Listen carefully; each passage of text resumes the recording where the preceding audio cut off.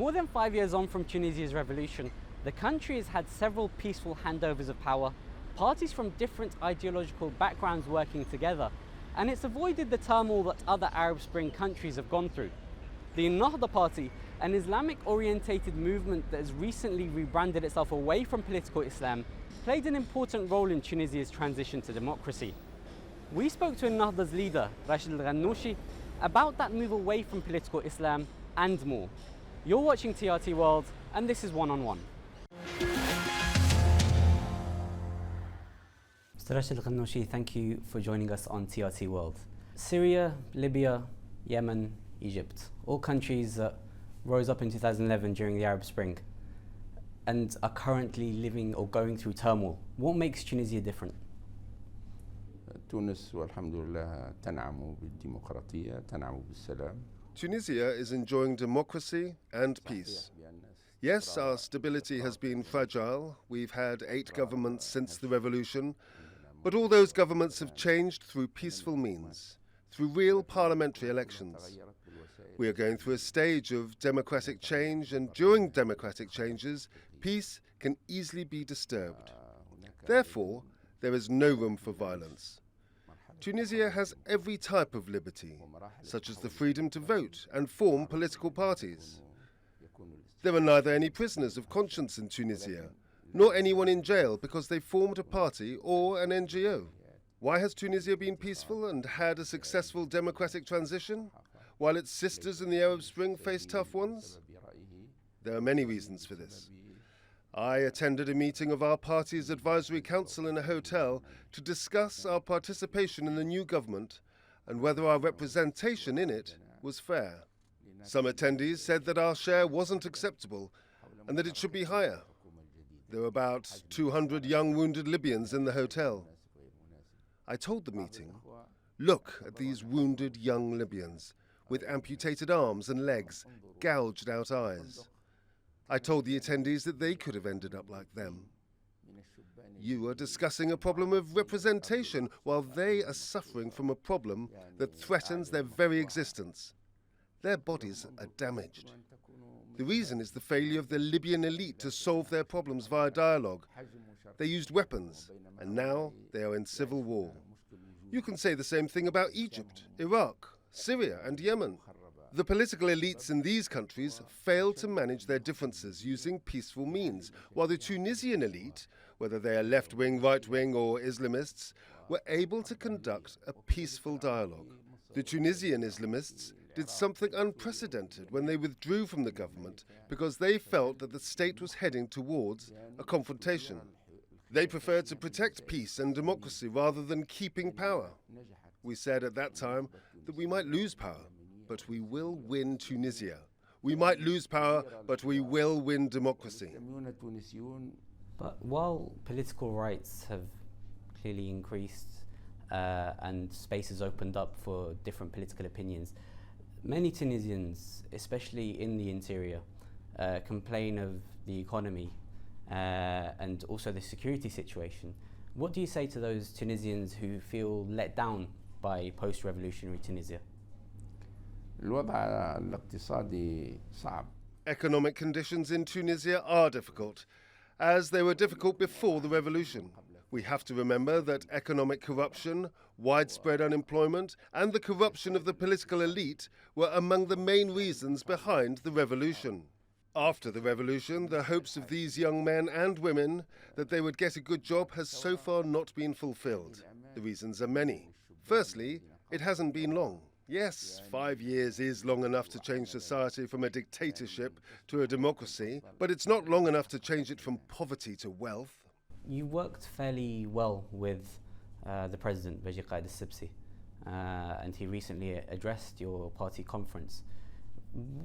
Why do you attempt to work with the other parties in Tunis before you worked with other parties as well in the past government? Is this a message to those who say that Islamic parties can't work with democracy? The president, Beji Qaid al-Sibsi, honoured our party when he attended our 10th Congress. He delivered an extremely important speech there and was applauded by the audience, who chanted his name. He conveyed a message to them that he is by their side and supports the consensus between our two parties and in Tunisia as a whole. And we are thankful for his initiative. If we're talking about Tunisia's unique example compared to other Arab countries, we have to give credit to the conciliatory approach between the Ennahda party and the Ennahda Tunis party. That was strengthened recently when other groups also participated in the new government. We believe that this conciliatory policy has saved Tunisia and is better than a policy of conflict and confrontation. Transitional democracy cannot work if you have the logic of people in power versus people in opposition. It can only work by having consensus. The government that we had after 2014 had more than 70% support in parliament, not just 51%. And that's the exact meaning of consensus. But there are those within Ennahda Tunis who've criticised the President Sibsi for working with Ennahda. Some of them, as we've mentioned, have split off and formed a new bloc. Aren't there some people within Tunisian society and within Tunisian politics who will simply never accept Islamic-orientated parties in politics? Ennahda Tunis was initially formed to oppose Ennahda, but I believe we now have consensus in Tunisia, which Ennahda Tunis took part in after a series of changes within the party, in which radical and leftist leaders gradually left their positions in the party's front line and were replaced with more moderate leaders who have no problem in forming coalitions and working with Ennahda. Eventually consensus prevailed and Ennahda Tunis chose it as a policy instead of the policy of being hostile to Islamic parties. For Islamic parties, consensus is fundamental, and that's why we didn't see any defections from Ennahda as a result of this policy. Some of those critics have accused your party of saying, and yourself, of saying one thing to one audience and then another thing to another audience. What's your response to that? This is nonsense because in politics, you don't judge people for their intentions. Politics is judged according to results and what can be seen. Our rhetoric has been consistent since 1981. We are continuing on our path, which says that there is no contradiction between Islam and democracy, and that moderate Islamists can work with moderate secularists. We consider the conflict in the region is not between Islamists and secularists, but between Democrats and anti-democrats, between moderates and extremists. Among the extremists you will find secularists, Marxists, radicals and Islamists, and it's the same for the moderates. The moderates can work together while the extremists are in an eternal war. There's been a lot of media attention on the number of Tunisians who've gone to fight with Daesh in Syria and in Iraq. Why do you think there has been such a relatively large number of Tunisians who've left the country and gone to fight for a very radical organization? We don't yet have any exact numbers, and there may be some exaggeration.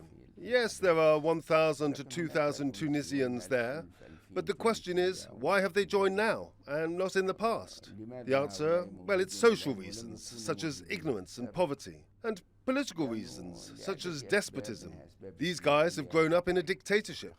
They didn't grow up during the revolution. They are the heritage of the ousted President Ben Ali and his dictatorship, when all doors for peaceful political work were closed, and these people joined terror groups. There is a religious vacuum in Tunisia. The government closed the prestigious Zaytuna University after independence, and this created a religious vacuum. So Tunisia started being influenced from abroad via different satellite channels that broadcast an extremist interpretation of Islam. Tunisia is a victim of this religious vacuum as well as social and political despotism.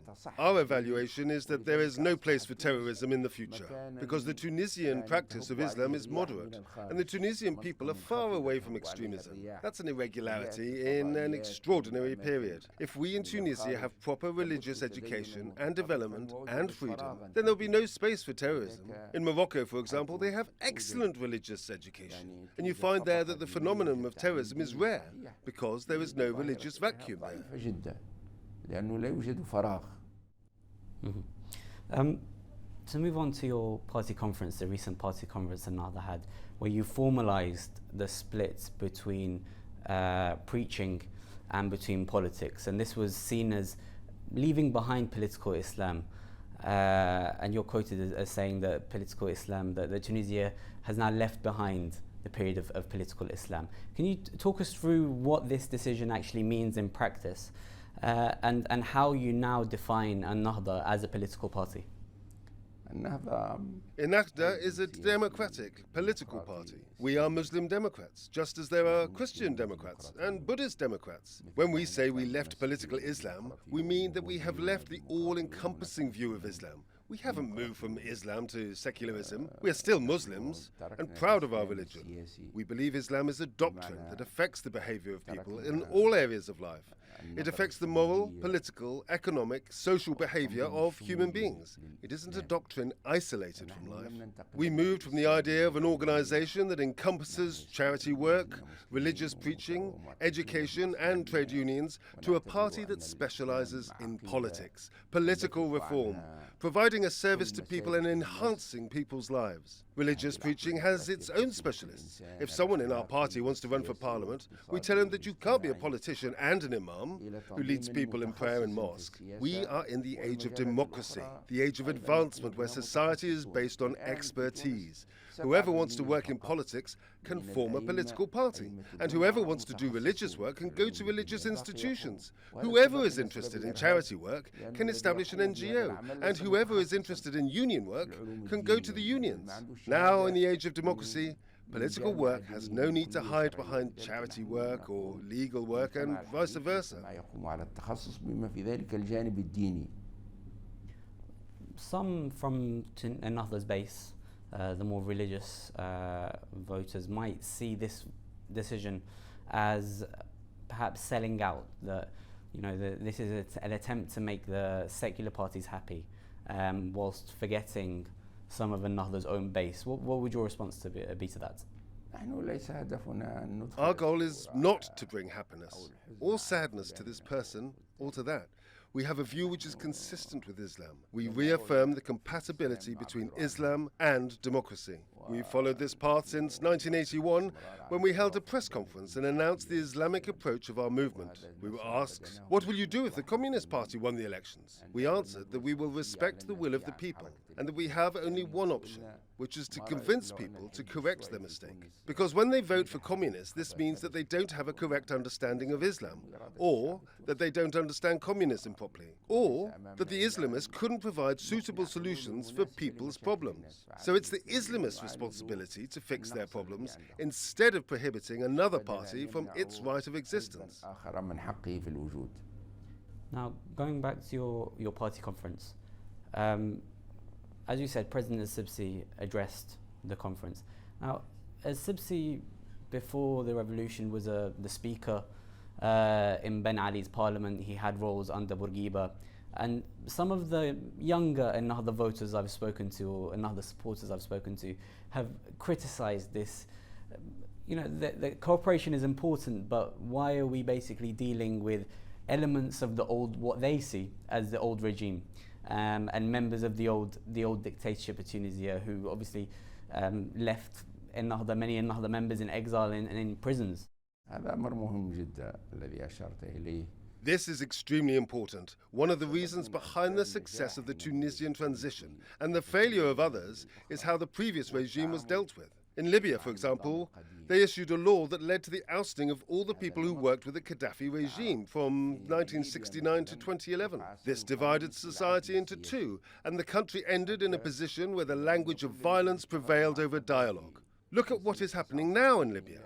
Tens of thousands of young people whose lives were destroyed, and all of it because of this political isolation policy. We are in a new age.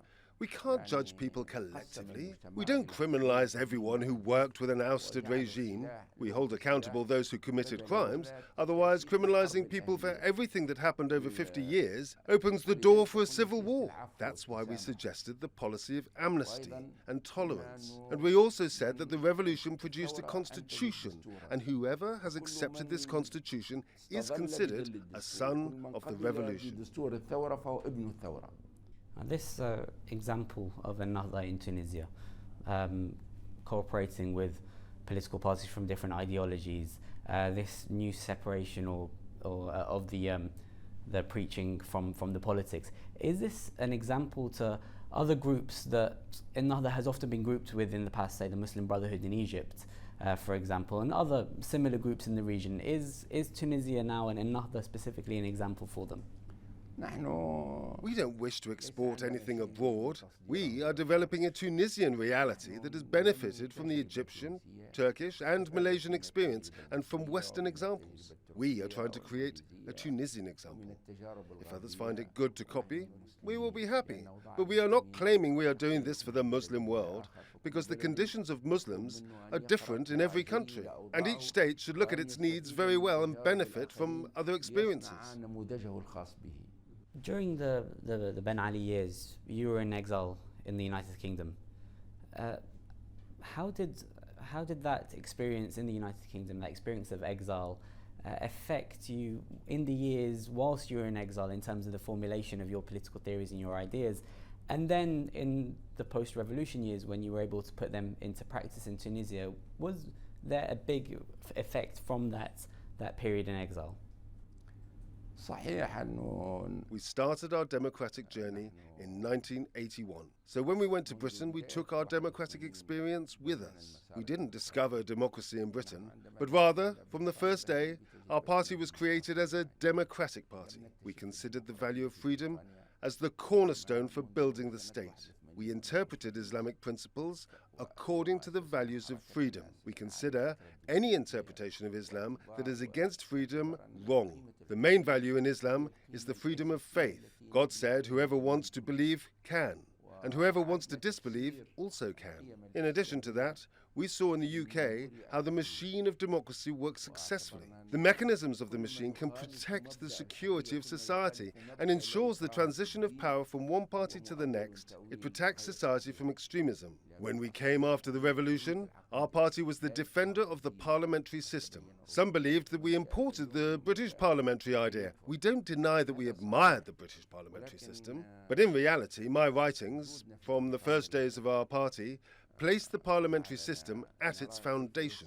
I reiterated, even before my departure to Britain, that Tunisia doesn't need a centralized system, that extreme centralization is the cause of Tunisia's problems, that extreme centralization is the cause of Tunisia's troubles, such as despotism. That is why we want a distribution of powers on all judicial, legislative, and executive levels, and between the centre and the regions, because Tunisia is not a divided society. There are no fears that the parliamentary system might divide it. Tunisia is a united state. I believe the British parliamentary system is a successful one. Most of the world democracies are parliamentary democracies, and the presidential system is the main reason for corruption in Tunisia. The presidential system paved the way for despotism. Mr. Ghannouchi, thank you very much for your time.